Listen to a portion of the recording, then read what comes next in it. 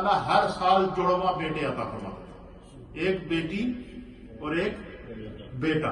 اچھا، اسی سال وہ جوان ہو جاتے تھے، کیا ہو جاتے تھے؟ اسی سال پیدا ہوتے، اسی سال وہ جوان ہو جاتے تھے۔ پھر اسی طریقے سے دوسرے سال اللہ تعالیٰ پھر جڑواں بیٹے عطا فرماتا اور وہ اسی سال جوان ہو جاتے۔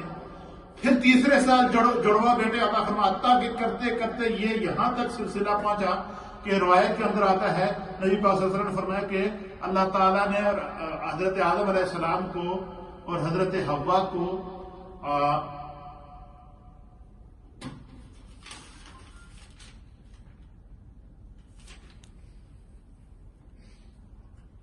آپ کو اللہ تعالیٰ نے 40 جو ہے وہ بچیاں عطا فرمائیں۔ کتنی؟ 20 جوڑے آپ کو عطا فرمائیں۔ 20 مرتبہ اللہ تعالیٰ نے حضرت حوا کو جوڑواں اولاد عطا فرمائی، 20 مرتبہ۔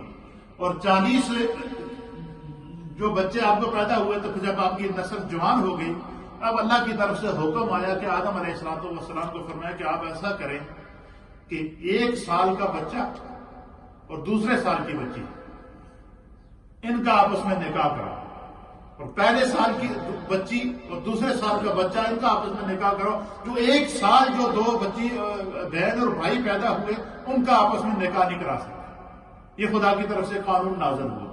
پھر کیا ہوا؟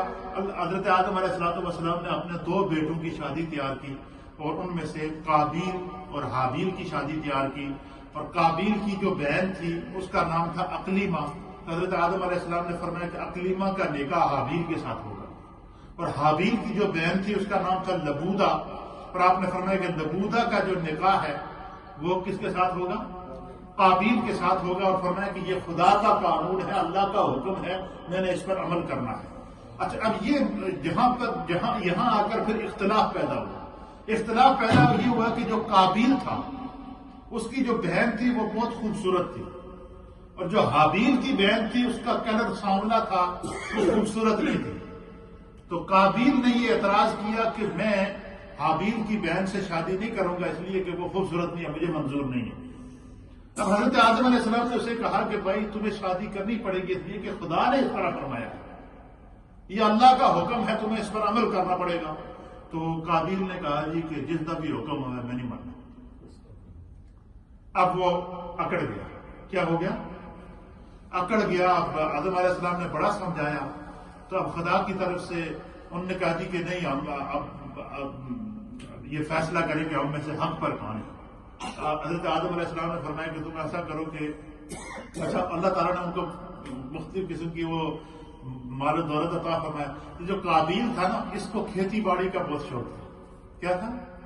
کھیتی باڑی کا شوق تھا، تو اس نے یہ فصلیں جو ہے وہ اگاتا تھا، گندم اگاتا تھا، دانے اگاتا تھا، اور یہ جیسے ہی فصل بوائی کرتا تھا وہ فوراً اس میں سے اللہ تعالیٰ نے رزق پیدا کر دیا۔ تو اسی طرح حابیل جو ہے نا، اس کو جانوروں کا شوق تھا، اس نے بھیڑیں رکھی ہوئی تھی، مینڈے رکھے ہوئے تھے، بکریاں رکھی ہوئی تھی۔ تو حضرت آدم علیہ السلام نے فرمایا کہ میں تمہارا مسئلہ اللہ کی ذات پہ چھوڑتا ہوں، تم ایسا کرو کہ دونوں اپنا اپنا مال خدا کی بارگاہ میں پیش کرو، جس کا مال اللہ کی بارگاہ میں قبول ہوگا وہ حق پر ہوگا۔ تو انہوں نے کہا جی اچھا ٹھیک ہے۔ جب قربانی کے لیے پیش ہوا تو حابیل نے کیا کیا کہ اس کے پاس جتنے جانور تھے نا، ان تمام جانوروں میں سے جو سب سے خوبصورت مینڈا تھا، جو سب سے پہلا ہوا مینڈا تھا، اس کو قربانی کے لے کے لیے۔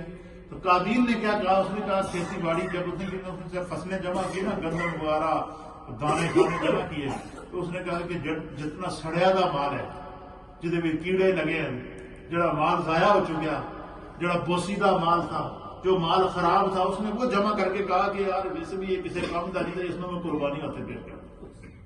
سب سے پہلے کیا کیا؟ وہ دونوں ایک پہاڑی کے اوپر رکھے۔ اللہ کی طرف سے یہ حکم ہوا کہ ایک آسمان سے ایک آگ آتی تھی، جو جس کی قربانی اللہ قبول کرتا تھا، وہ اس آگ اس قربانی کو اٹھا کر لے جاتی تھی۔ اب وہ دونوں پہاڑ پر رکھے۔ قابیل نے کھیتی باڑی کا جو غلہ تھا وہ رکھا، اور حابیل نے ایک خوبصورت قسم کا مینڈا رکھا۔ تو اللہ کی طرف سے آسمان سے آگ آئی، تو حابیل کے مینڈے کو اٹھا کر لے گئی، اس کی قربانی قبول ہو گئی۔ پھر جو ہے وہ آپس میں ان کی دشمنی پیدا ہوئی کہ اس کی قربانی بھی قبول ہوئی، اس کو جو ہے وہ شادی بھی اچھی لڑکی سے کرایا جا رہا ہے، میرے ساتھ یہ سوتیلا پن کے جیسے انسان کی سوچ ہوتی ہے، حالانکہ اللہ کی اس میں بہتری تھی، اگر وہ اس پر راضی ہو جاتے تو پھر حضرت آدم علیہ السلام حج کے لیے چلے گئے، تو پیچھے سے اس نے موقع پا کر جو ہے وہ قابیل نے حابیل کو قتل کر دیا۔ یہ انسانیت کا پہلا فساد ہوا، پہلا وہ ہوا کہ جو ہے وہ خون ریزی ہوئی، اور نبی پاک نے فرمایا کہ روئے زمین پر جب تک قتل و غارت ہوتی رہے گی، قتل کرنے والوں کو جتنا گناہ ملے گا اتنا گناہ جو ہے سب سے پہلا قتل ایجاد کرنے والے قابیل کو ملے گا۔ کیا ہوگا؟ قابیل کو ملے گا۔ تو پھر جو ہے وہ حضرت آدم علیہ السلام کو اس کے اوپر بڑی لمبی داستان ہے، پھر وہ اس کو اٹھا کر کندھے کے اوپر بوری میں بند کر کے حابیل کو پھر رہا ہے، اس کو سمجھ نہیں آ رہی کہ میرے ہاتھ سے اچھا جب اس میں جھگڑا ہوا نا تو اسے سمجھ نہیں آ رہی تو میں کیا کروں، تو کہتے شیطان اس کے سامنے آیا قابیل کے سامنے، اور اس نے کہا کہ تم جو ہے نا پتھر مارو اس کے سر میں، جب آپس میں لڑے تو پھر کیا ہوا، پھر اس کو پھر بھی